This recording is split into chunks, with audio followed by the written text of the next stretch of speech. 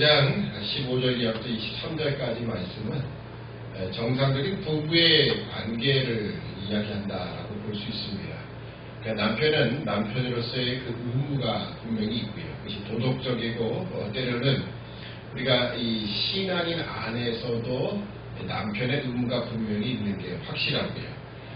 이것이 꼭 남자에게만 꼭 해당하는 것으로 볼 수 없는 것도 사실은 아내된 그 부부의 도리가 분명히 있기 때문입니다. 보통 우리가 결혼식을 행할 때 보면, 그래서 뭐 과거는 어땠는지 모르겠습니다.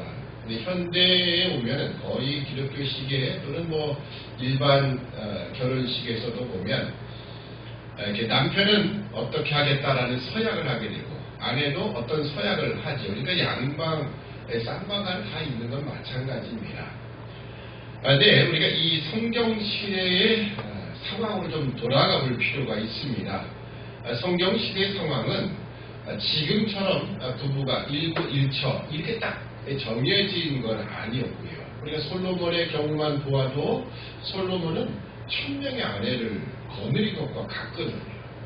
물론 왕이었다라고 하니까 우리가 뭐 다르게 이해할 수도 있지만 왕이 아니더라도 예를 들어서 부를 가진 사람들, 충분한 여유가 있는 사람들은 뭐 아내를 여러 명 거느리는 것, 때로는 그것뿐만 아니라 밖에서 외도를 하는 일들, 뭐 여기에 표현된 것처럼 무슨 이방 계집을 안는다, 음녀를 안는다, 뭐 이런 것처럼 그런 것에 대한 일반화된 사회였기 때문에 그런 배경 속에서 이 말씀이 주어진 것을 우리가 먼저 기억을 좀 해야 될 것이고요. 그래서 그 당시에는 사실 이런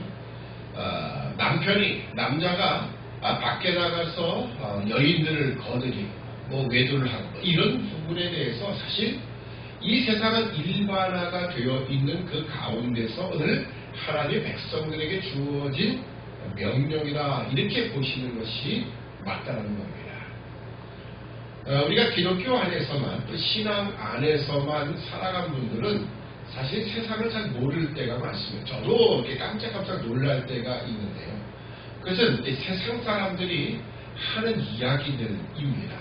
뭐 남자들끼리 모여서 하는 이야기들, 또는 여자들끼리 모여서 하는 이야기들, 이 세상 사람들 입에서는요, 사실은 그 부부 안의 관계, 이것만으로 만족하지 못하는 것이 너무나 일반화죠. 물론 그것이 뭐 믿지 않는 사람은 다 그렇다, 그런 이야기는 아니에요.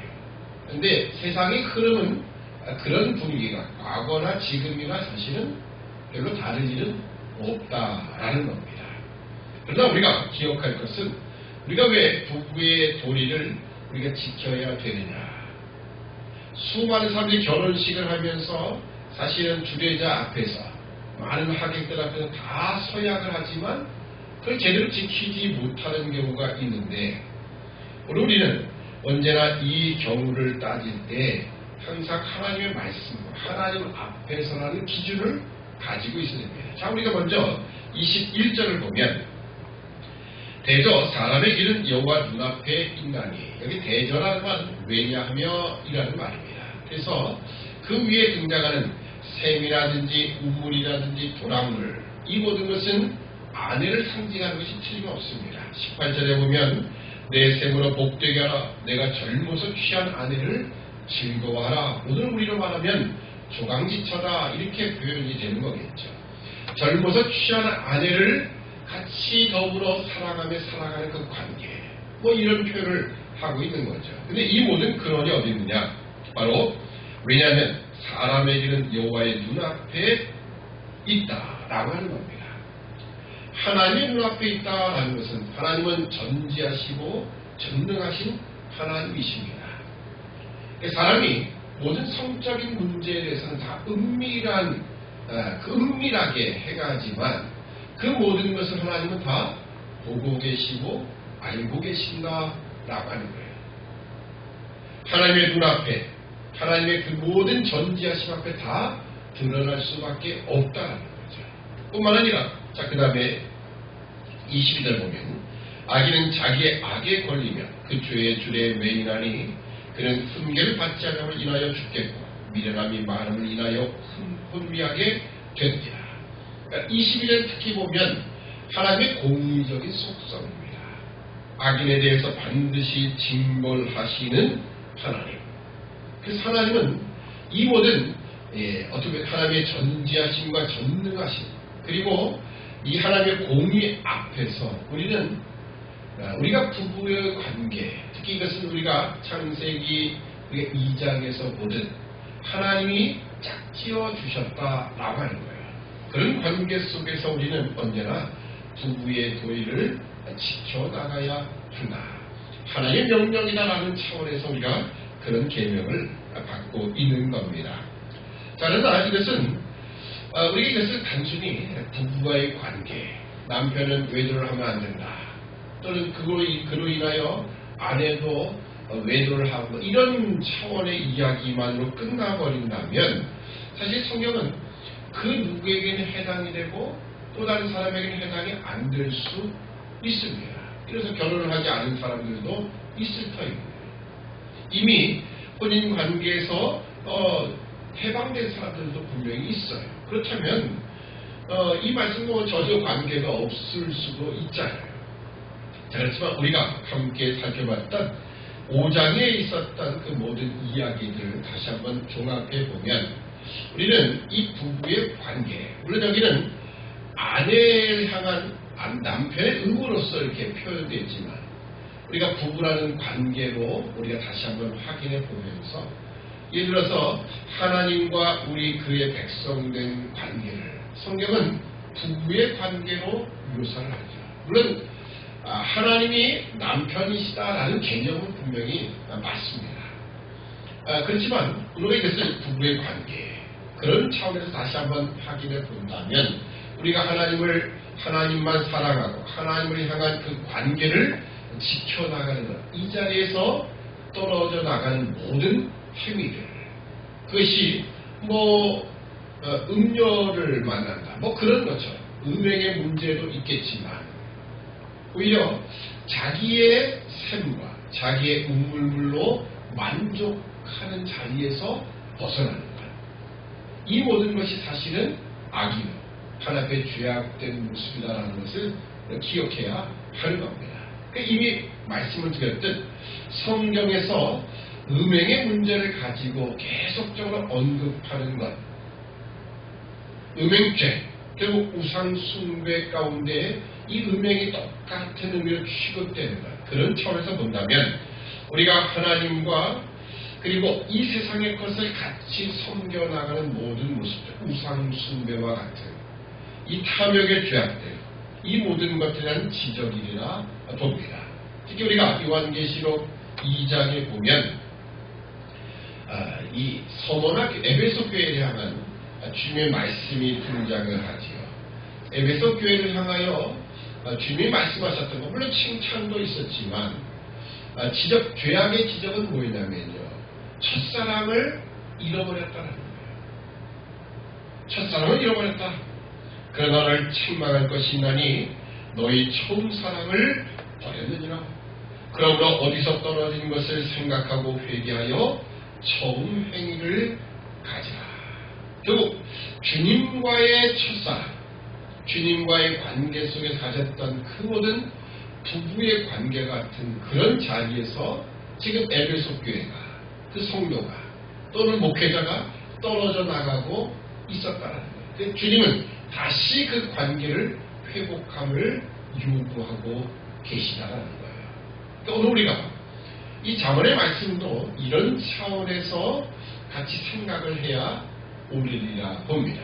물론 단순히 표면적인 이야기로만 본다면 남편은 외도를 하지 말고 자기 자신의 조강지처를 잘 사랑하며 부부의 관계를 유지해 나가야 된다, 그것도 되지만 사실은 그 이상의 뜻 속에서 우리가 하나님과 우리의 관계, 주님과 우리의 관계를 늘 기억해야 한다는 겁니다. 우리는 언제나 주님과의 그 첫사랑, 주님이 나를 사랑하시고 먼저 택하시고 사랑하셨던, 그래서 우리를 그의 자녀로 또는 그의 아내로 삼아주신 그 사랑을 기억하여 우리도 그 사랑의 관계를 유지해 나가는 것. 이게 참으로 우리에게 중요한 부분입니다. 우리가 어느 시대든 이 세상적인 고난을 통하여서 우리가 기억할 것은 에베소 교회에 주어진 말씀처럼 우리가 혹시라도 하나님에게서부터 떨어진, 멀리 떨어진 자리에 있지는 않는가. 그 첫사랑의 관계에서 멀어져 있지 않는가. 이 부분을 늘 기억해야 할 것입니다. 하나님은 그런 차원에서 고난을 허락하시는 거거든요. 오늘날 이 시대 코로나 바이러스라는 이 고난의 이 시기도 어떻게 보면 하나님께서는 우리로 하여금 주님과의 그 첫사랑을 다시 회복해 하시는 그 목적을 가지고 허락하실 수도 있습니다. 물론 여러 가지 많은 것이 있겠지만 그 중에 하나일 수 있다는 거죠. 우리가 이 자본의 말씀을 기억하면서 내 우물물에서, 내 샘에서 우리가 마시고 우리가 즐거워하며 만족하는 것. 마치 부부의 관계와 같이 남편으로만, 아내로만 같이 만족할 수 있는 모든 것들, 그것처럼 우리는 주님 안에서 참된 만족을 누리고 살아가는 그 사랑의 관계를 회복함이 필요하다라는 겁니다. 그러니까 우리가 이 시대에 다시 한번 우리가 어디서부터 떨어졌는가를 기억하며 다시 주님 앞에 온전히 돌이킬 수 있는, 다시 첫사랑을 회복할 수 있는 그 믿음의 자리에 모두가 서기를 주님의 이름으로 축원합니다. 기도하겠습니다. 사랑의 아버지 하나님, 은혜와 사랑을 참으로 감사합니다. 주님과 우리의 관계가 이 부부의 사랑의 관계임을 다시 한번 기억하며 오늘날 이 첫사랑을 회복하는 우리 믿음의 백성이 되기를 소원합니다. 참으로 우리는 지금껏 너무나도 잘 나가는 이 세상 속에서 세상에 물들어가며 세상의 재물에 우리의 마음이 빼앗기며 마치 외도하는 것과 같이 세상과 하나님을 같이 섬기랬던 우리의 모습들, 우리 교회와 성도의 모습 때문에 하나님은 이런 고난을 허락하시고 우리가 다시 한번 깨닫게 하셔서 주님과의 첫사랑을 회복해 하라 명령하시며 다시 한번 말씀을 통하여 확인해 보며 오늘 우리의 잘못이 어디서부터 시작되었는가, 어디서부터 떨어졌는가를 다시 한번 확인케 하시며 다시 돌이킬 수 있는 믿음의 백성들로 삼아 주옵소서. 오늘 한 날의 성도 주님께 의탁하오며 예수님의 이름으로 기도드리옵나이다. 아멘. 하늘에 계신 우리 아버지여, 이름의 거룩히 여김을 받으시오며 나라가 임하옵시오며 뜻이 하늘에서 이룬 것 같이 땅에서도 이루어지리라. 오늘 우리에게 일용할 양식을 주시옵고 우리가 우리에게 죄 지은 자를 사하여 준 것 같이 우리 죄를 사하여 주시옵고 우리 시험에 들게 하지 마시오며 다만 악에서 구하옵소서. 이는 나라와 권세와 영광이 아버지께 영원히 있음이니이다. 아멘. 감사합니다. 오늘 좋아해서 복된 날이길 소원합니다. 아마 이 녹화를 했기 때문에 녹화한 것을 좀 작업을 해서 새벽 예배 팀들에게 좀 올려드려야 되겠습니다.